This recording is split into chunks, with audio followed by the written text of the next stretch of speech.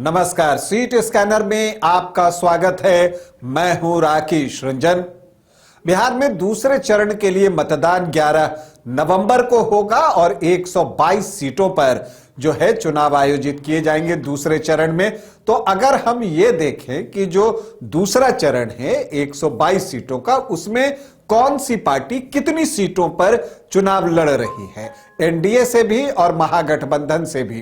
तो अगर आप ये देखें तो एनडीए की अगर हम बात करें तो इन 122 सीटों में बीजेपी जो है वो 53 सीटों पर चुनाव लड़ेगी। तो जेडीयू जो है वो 44 सीटों पर चुनाव लड़ रहा है। एलजेपी चिराग पासवान की पार्टी 15 सीटों पर चुनाव लड़ेगी। तो जो उपेंद्र कुशवाहा की पार्टी है आरएलएम, वो 4 सीटों पर चुनावी मैदान में होगी। तो जो हम सेकुलर जीतन राम मांझी की पार्टी है वो अपने हिस्से के सभी 6 सीटों पर चुनाव दूसरे दौर में ही लड़ने जा रही है। अब हम आ जाए कि महागठबंधन में क्या हाल है, कौन सी पार्टी कितने सीटों पर चुनाव लड़ रही है। तो आरजेडी 72 सीटों पर दूसरे दौर में चुनाव लड़ेगा। कांग्रेस 37 सीटों पर जो है चुनावी मैदान में है। तो वीआईपी 10 सीटों पर जो है अपने प्रत्याशी के जरिए चुनाव लड़ेगा।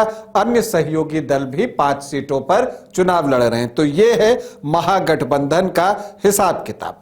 लेकिन अगर हम देखें कि जो ये 122 सीटें जिन पर की चुनाव हो रहा है, 20 जिलों में फैली हुई हैं ये 122 सीटें, उसमें जब 2020 में चुनाव हुआ था तो किसको कितना मिला था।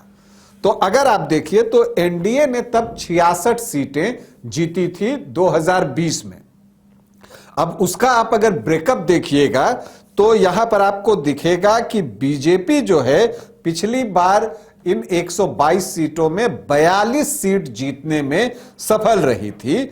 जेडीयू को 20 सीटों पर कामयाबी मिली थी। तो हम सेकुलर ने 4 सीटें जो है दूसरे चरण के में जिन 122 सीटों पर चुनाव हो रहे हैं उसमें जीती थी। अगर आप महागठबंधन की बात कीजिए तो महागठबंधन को 49 सीटें जो है दूसरे दौर में मिली थी। 122 सीटों में 49 सीट जीतने में जो है महागठबंधन कामयाब हुआ था, जिसमें आरजेडी सबसे सफल पार्टी थी, 33 सीट उसे मिले थे। कांग्रेस को 11 सीटें मिली थी और भाकपा माले ने 5 सीटें दूसरे दौर में जीती थी। एआईएमआईएम असदुद्दीन ओवैसी की पार्टी को भी 5 सीटों पर इन 122 सीटों में कामयाबी मिली थी 2020 में। हालांकि बाद में इन 5 में से 4 जो हैं वो आरजेडी में शामिल हो गए थे। और इसके अलावा बीएसपी को जो है 1 सीट पर कामयाबी मिली थी चैनपुर में। तब जमा खान बीएसपी के ही टिकट पर जीते थे, लेकिन बाद में वो जेडीयू में शामिल हो गए। तो एक बड़ा चैलेंज है खास करके एनडीए के लिए कि पिछली बार 66 सीटें उन्होंने इन 122 सीटों में जीती थी, तो उसको बरकरार रखना।